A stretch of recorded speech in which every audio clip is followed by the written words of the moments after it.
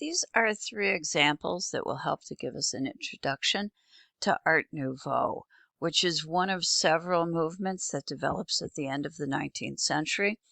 These movements at this particular point in time in general are reacting to something, and frequently that something is progress and technology. And that is going to be true for Art Nouveau.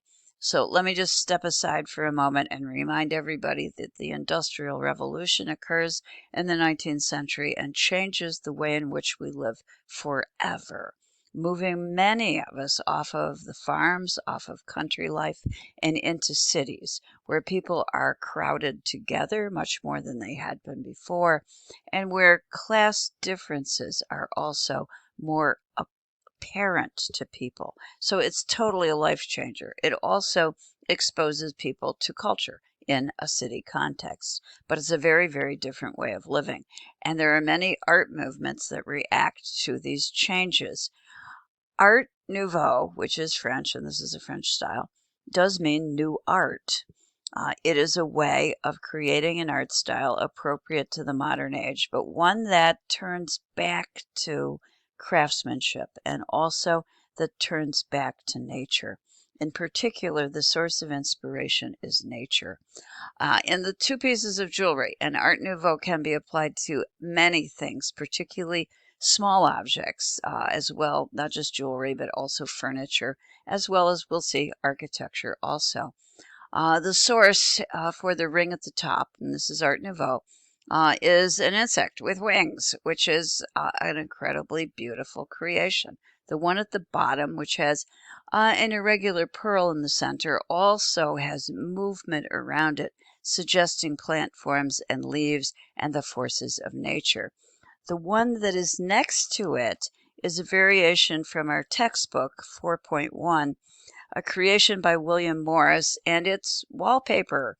Yes, the art history teacher is showing you wallpaper. And the reason for that is that Morris was one of the great promoters, one of the leaders of Art Nouveau, who believed very strongly in the importance of the individual craftsman and the idea of the work ethic of craftsmanship. The folks who move Art Nouveau forward often, in fact, turn back to the art styles of the Middle Ages, where, in fact, folks did work by hand in workshops. Think of Mike monks recording manuscripts by hand and taking their time to do this. So we often return to the Middle Ages, and one of the sources, of course, would be Celtic or Irish art, which I think you're going to see show up in the interlace and the sinuous forms that are a very strong part of Art Nouveau. The creation of these images then was very labor intensive, often based on workshops of individuals working together, and that's how Morris would create his wallpaper. The overall design of the wallpaper has a very, very rich, luxurious, and kind of lush surface pattern. It's based on plant forms, and I'm pretty sure that you can see the sinuous lines that move through this. This is a blatant rejection of the machine age and the age of the Industrial Revolution, which produced it. Morris's designs are still popular today, and you can find them in upholstery, on furniture, and drapes, and uh, purses, and I have a number of them as scarves. So the popularity of these beautiful designs has continued, and perhaps in part because it allows us to feel a kind of connection with nature. For Morse, it wasn't just the connection with nature and the natural world, it was also the idea of honest labor contributing to that and the accomplishment of the individual craftsman. He actually had the idea that this type of art would help to improve society and wanted the masses, all of us, to be able to have this type of art. There is a problem with that, and it is that anytime you make anything by hand, it takes a long time, and consequently, the price is very high. As a result of that, Morris's ideal was not fulfilled because most people could actually not afford many of the creations that belong to the style of Art Nouveau. One of the best of the Art Nouveau illustrators is Aubrey Beardsley, and these are photos of Beardsley. I'd like you to take a look, in fact, at the designs that we see around the edges of the photo in the frame with all of the fancy interlace that is very tightly organized. That is Art Nouveau. It also has references to, I think, Greco-Roman mythology, and it looks like satyrs or creatures of the woods frolicking in all of the vegetation that is connected around the Beardsley image. Mr. Beardsley was an illustrator. Art Nouveau does lend itself to smaller scale works, such as book illustrations, posters, but it does appear in large scale objects as well. Let's take a look at one of his famous examples. This is his Salome, which was produced in 1893, and it is one of Beardsley's best known works. Art Nouveau sometimes comes very close to symbolism, as I think we can see in this image and in this story.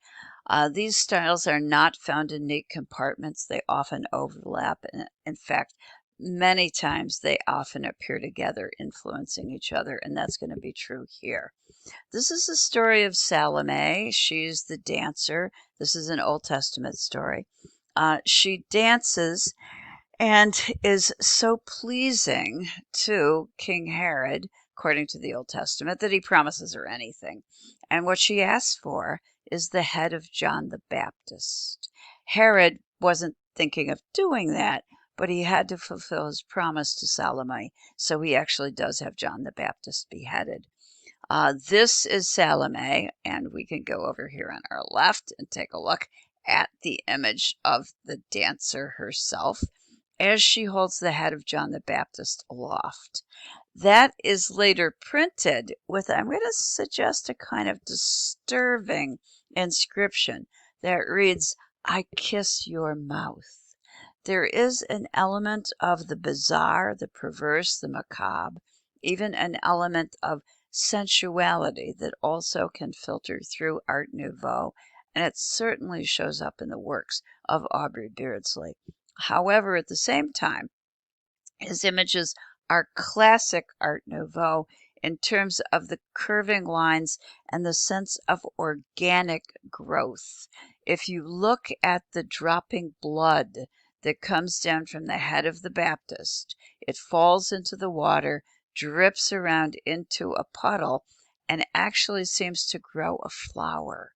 These moving, sinuous, languid, and I mean slow moving lines create a kind of sense of growth and energy that conveys the organic power of the natural world. The image in the upper right is also from the story of Salome by Oscar Wilde, illustrated by Beardsley. And what I'd like you to see in this one is the way in which the artist has illustrated our lady here actually playing in the blood of the Baptist with her finger in a really kind of disturbing and macabre way. Uh, this is typical, somewhat disturbing, but typical creation in Art Nouveau. So, while it may be pretty, sometimes it also is disturbing. This is another Beardsley just to look at on the left. It's from the death of Arthur, Mort Arthur, and it shows the sword, the Excalibur, being thrown back into the water and grasped by the Lady of the Lake. Everything, however, including the arm of the Lady of the Lake, everything seems to move and spiral and twist around, very much like living organic plant forms that move upward. And that's going to be true for everything around the edges of this, the borders of this as well. It is very much Art Nouveau. The person who is hurling that sword into the lake also seems to be growing out of. If you take a look right here, he seems like a plant form himself. Very organic in nature, very moving, very active, very energized. It can also apply to interior decoration, to furniture, and it can apply, as we'll see, to architecture. If we look over on our right and you look up at, and this is pretty amazing workmanship, at the lines of the wood and the curving plant-like, I'm going to call them stems, that seem to support the gridded ceiling work that's been done here. Gustav Klimt is also an artist who is associated with Art Nouveau. He's Austrian, and he belonged to a group called the Vienna Secession. That implies that they seceded or withdrew from the academy. Okay, again, the academy is the very formal art, I'm going to say, body that was responsible for the tastes of the art world, but in this case, it would apply to Austria in a parallel way to what we've already experienced in France. Gustav Klimt then was a modernist, breaking with tradition, but he draws on a number of very solid and very interesting styles and traditions. His father, for example, was a gold engraver, so Klimt had an incredible awareness of the power of that material and the shiny nature of its surface.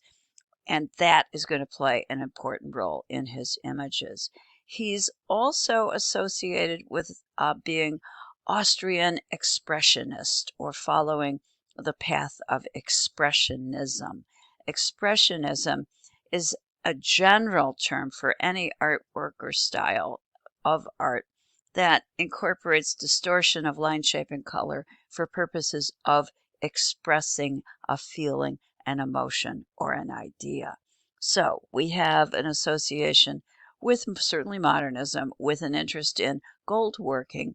We also could call him an expressionist. I've already said he's associated with Art Nouveau, and let's, for good measure, link him with the symbolists, because he is creating works of art that convey universal ideas, ideas that convey basic ideas, essentially, as we'll see, universal truths.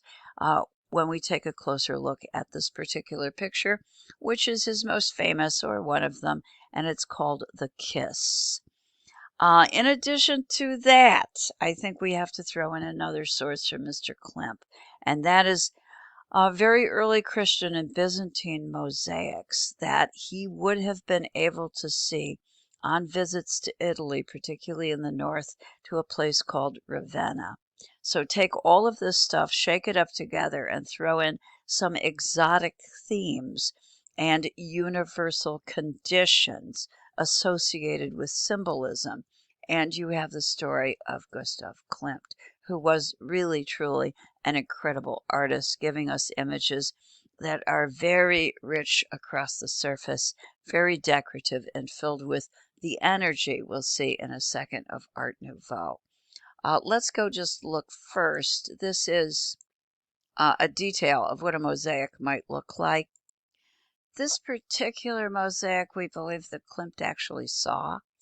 A mosaic is made up of tiny pieces of glass, marble, or ceramic material that is shiny on the surface and may in fact incorporate gold, so that the surface is very, very reflective. And in this case, I picked one that does have gold so that you would actually see one of the sources for Gustav Klimt. Let me just experiment here and see if I can't also blow this up a little bit so that we could get a closer look at the mosaic surface. Hey, I think this is working. This is what Klimt would have paid attention to. It would have allowed him to see the glittering surface and the light reflections, and literally the gold that elevated the image that he was looking at, making it appear heavenly, otherworldly, and very, very emotionally powerful.